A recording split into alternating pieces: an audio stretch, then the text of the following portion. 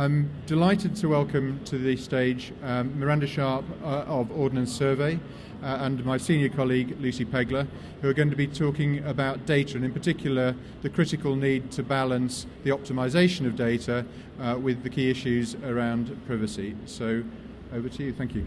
So, hello everybody, I'm Miranda Sharp. I work for Ordnance Survey, where I do innovation, which is taking everything from our funded PhD programme and our postdocs, which look at everything from vernacular geography, which I might explain later, to more high-end data capture and optimisation techniques. I work with our collaborative R&D portfolio, which includes our Geovation network, which has a hub for startups and over 1,000 members there. And I also work with the Smart London Board and, most importantly, the National Digital Twin Programme, where we are looking to work with a whole range of organisations from commerce, from industry and from academia to create an information management framework which will deliver what the National Infrastructure Commission Data for the Public Good report said was a £7 billion uplift if we were to use data more smartly in the field of infrastructure. Hi, I'm Lucy Pegler. I'm one of the senior associates at Burgess Salmon. I work in our technology and communications team but have a particular focus on the transport sector. One of the key areas I look at is the use of data in the transport sector, so multimodal, cross-rail, but also highways.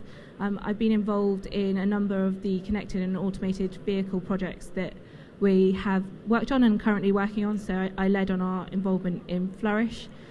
And in particular worked with AXA UK to look at the legal and regulatory frameworks that apply to the use of data for automated vehicles. So we do have some of those reports available if you'd like to visit our stand after this talk or at any point during the Highways UK conference. Thank you. So the important thing to say is we don't have any slides.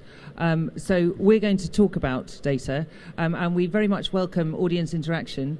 We've tried this a couple of times, and we can talk perfectly happily and interest ourselves in the challenges of data in transport. But if you want to steer the conversation or ask any questions, then we're reliant upon you waving at us and attracting our attention. Right. So when I talk about data in mobility and data in transport, the problem I see, and the one that we work with most frequently, is that nobody's short of data. There's an awful lot of people around this show who will give you new ways of capturing data, who will be finding new ways of finding new bits of data that you don't already have that you absolutely must. And nobody, as you can imagine, in my organisation, nobody comes and says, "I've got all the data I need." All I need help now is how to organise it. And the challenge we have when I sit on behalf of the National Digital Twin Programme is, what are you trying to achieve?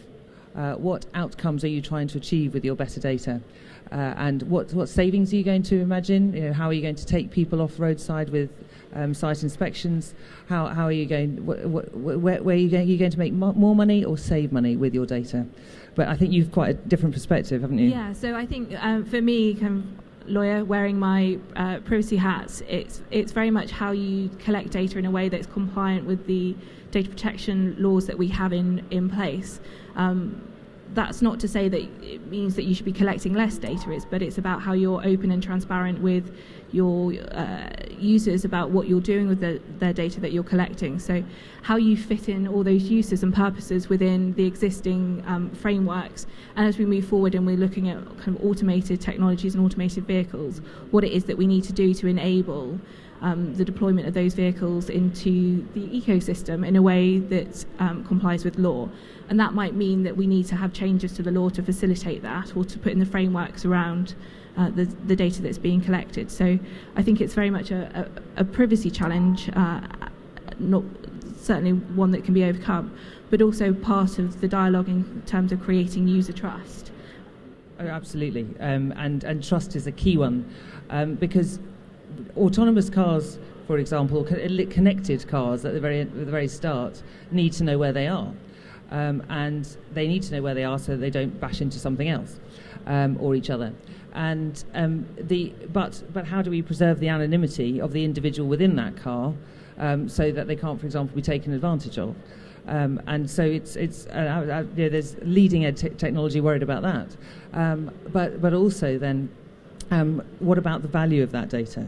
Now, I know Highways England have done some really groundbreaking work on the valuing their data asset compared to their physical asset, just so that they can drive the right business decisions in terms of investing in that physical asset, so investing in that software and data asset versus the physical asset. Because TfL, for example, have taken an approach where they make their data open, and they do it under the Open Government Licence, so they give it away, and that's a marvellous thing, because apparently nobody waits at bus stops in London anymore, because they've had to change the way they count how people wait at bus stops, because all those apps are available, which means we're all much more intelligent users of transport, because that data's been given away, which is a great thing. But I think we are in an age where we're asking people to give us more data, and in order to encourage people to do that, we need to be able to show that we're delivering actual benefits back to them. So nothing comes for free, including data. If we're asking people to give it up, we have to be able to have the conversation with them about what benefits they get back from their data. And I think that's a really important part of the dialogue that we need to have in terms of balancing optimization of use of data versus commercialization of that data versus privacy, and how you create that balance and engender that culture which enables us to move forward with the conversation around privacy. Because I'm really conscious that when we're talking about data, any type of data at the moment, there's a really, I think, quite a proprietary attitude to data. And that's, individuals being quite protective of their data unless they know what benefits they're going to be getting back. Organisations naturally being protective of their data because, in some circumstances it does give you commercial advantage, and it is, one of the tools that you use to optimise the way that you do business and you interact with your competitors in the market. And can expose you to liability. So, you've only got to go around and sort of try and dig a hole and discover that if you want the data to find out where other people's stuff is, so that you don't strike it and cause an accident, you need their data about their assets. And quite often that's a very fraught discussion, because I might not have enough confidence in my data to share it with you, and I'm worried if I give you my data, then we're suddenly in a whole world of liability nightmare that we hadn't envisaged. So then it goes back to the sort of the confused nature of valuing the data asset, and it's been quite a polarised debate until now. In terms of all data should be open, and when I say open I mean free. And there's a big difference in language between free speech and free beer. One might argue that one is a universal good, and the other one has more fraught issues. While transparency is a good thing, and open data enables these things like MPs' expenses and perhaps bus timetables to be made more available. It doesn't encourage the investment in the data asset that leads you to better outcomes. So can I go to my favourite rant? So I'm a passionate user of Citymapper, and I use it every day when I'm in London in order to optimise my travel around it, and it's a huge beneficiary of the Transport for London policy. But I'm somewhat appalled as a citizen that the way that Citymapper have added value to Transport for London's open data enables them then to create a product which gives TfL information about demand in the capital. And for me, that's where the conversation's got a bit warped, because perhaps the originator of the data hasn't valued it appropriately. Suddenly they're paying for their data back again, albeit in an augmented fashion, but somehow the feedback loop has been broken.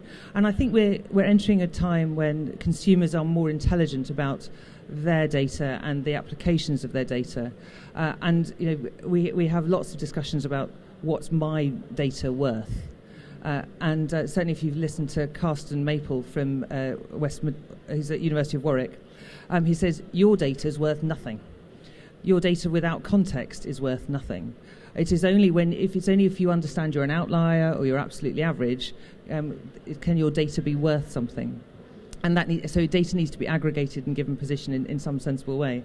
And with the advent of the recent scandals around release of data, people, I think, will be much more cognizant and savvy in their in that. I think it's. I mean, I imagine all of you are familiar with general data protection regulation. I imagine some of you experienced some nightmares in the lead up to May last year. But what I think it has done is it's given us a framework for managing data, handling data in a way that engenders user trust. And if you're working within that framework, then you're engaging with users in a positive way. You're giving them the information that they need. But the Information Commissioner has also run programs to try and increase awareness of individuals' privacy rights, to ensure that they have an understanding about how companies should be using data. And I think it's right that we are dealing with people who are much more knowledgeable about how their data is being used, and much more willing to have a discussion with companies when they believe that it's being misused. So I think that's, when we were particularly working on Flourish, it was one of the really important things that came up in terms of the reports that we were looking at.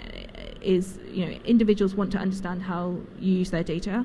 If you're not doing that, or if you're telling them but not telling them everything, then you're undermining user trust. And user trust is, I think, so important for the intelligent mobility journey. It underpins intelligent mobility, and if we're not collecting enough data, if we're not collecting the right data, if we're not using it in the right ways, then I think we're doing ourselves and our sector a disservice. So I might have asked you this question before we got to this position. So we've talked a bit about personal data and the legal protections around personal data, but then what about corporate data?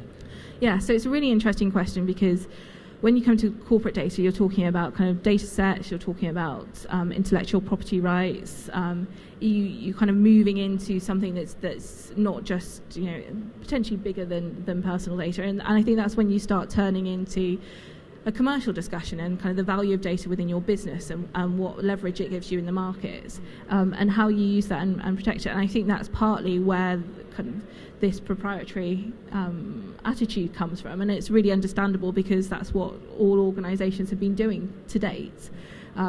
But I think it's really, what I'm not seeing in the industry yet, I think, but I think it's coming, is this really open discussion about what data is it that we're collecting, what is it that we hold, and taking an approach where you look at it and you segment it a little bit more. So you've got these databases, but what do you actually have in those databases? What is it that's of value to you? What is it that's of real value to the people that you're collecting it from? What is it that's of value to the market? So I guess thinking something like the data that comes out of automated vehicle trials. There is a benefit to having that as your data that enables you to improve your products and your offering. But if it comes to safety, there's also a benefit of having that as open data, so that people can learn from the issues that have been encountered in previous trials. And I think we kind of need to move to kind of having a really open, clear, honest discussion about what it is that we're doing with it. And I think the data trust world will move us that. So for those not familiar, and in fact, even if anybody's more of an expert in it than me, I'd welcome correction at this point. But what the data trust imagines is a world where we can combine our data in sensible ways, and then grant access for specific purposes, for specific ranges of times, to specific people with the relevant access permissions, to do good or to gain commercial benefit from doing it. Because this goes back to sort of the data in silos. Data in silos is of marginal value, but when aggregated and in context has enormous value. And I think so far we've struggled to find the right commercial models to unlock and pursue those sort of creation of value. And it's not only the commercial model, it's also the regulation model. So if, for example, I'm building something and I find your asset, which you didn't know about or didn't know where it was, then what incentives exist to help us collaborate to improve the quality of both your and my data to deliver a better customer service? Yeah, and I think standardisation is an important part of that as well. Is we're talking about open data, and I think you mentioned it earlier in terms of the sense of having standards that enable organisations to have trust in the data sets that you are making open, so that it can be used across various organisations, across various sectors as well, is going to be a really important part of the discussion. And so almost a kite mark for open data. Because if, for example, I'm building a hospital service, or imagine some critical service out of the back of data which is released under open license, where's my confidence in that data will continue to be produced, will be continuous, in all its. Are you going to continue to collect it quarterly? Are you going to continue at the same standards so the data's not going to move around and be noisy, so that I can deliver the service? So yes, we're being stopped. Oh, that's the 5-minute wave, as opposed to an exciting question. That was that's again the problem with the open license. It's a pipe of data rather than a transaction, which says your data's quite useful. It would be even more useful if it was produced in this way and allowed me to do these different things. I'm conscious of time. I'm just wondering if anyone's got any questions or anything that they want to comment on. Or sorry, would you mind just explaining the City Mapper example again, where you said the feedback loop broken down? I didn't quite understand that bit. Okay, so City Mapper do a great job, and they provide data. They take data from London, which TfL produce free of charge, and give them without condition, which is the open government license. City Mapper then have better data because we use it because I want to get from my front door to my office, so they know precisely where I'm going from and to, whereas TfL with their excellent and world-beating sort of ticketing system know where I went from my station to my bus stop, for example. And so City Mapper now are in possession of a value-added data set, which is of enormous value to TfL. Because they will then be able to optimise routes and find underserved routes, for example. And certainly City Mapper suggested to TfL that they then pay for that data to be brought back. And as a user and as a citizen, I think the commercial model's broken.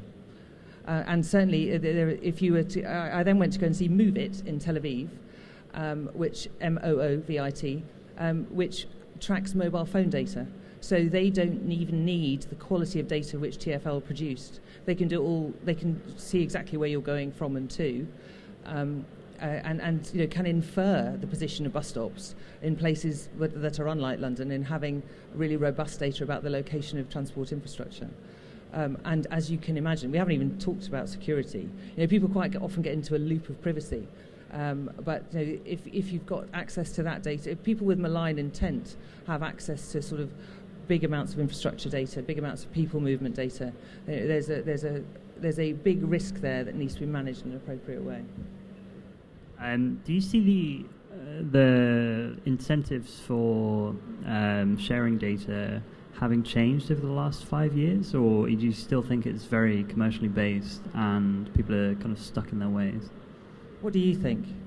Well, you can kind of sense in my tone where the side I come on, I mean, we favour that side because it works for us, but optimistically, I'd hope that people are looking forward. So I guess I'll rephrase my question. Is there a better way that we can talk about the benefits of shared data, and why haven't we got there yet? Because people have been talking about data utopias for years and years.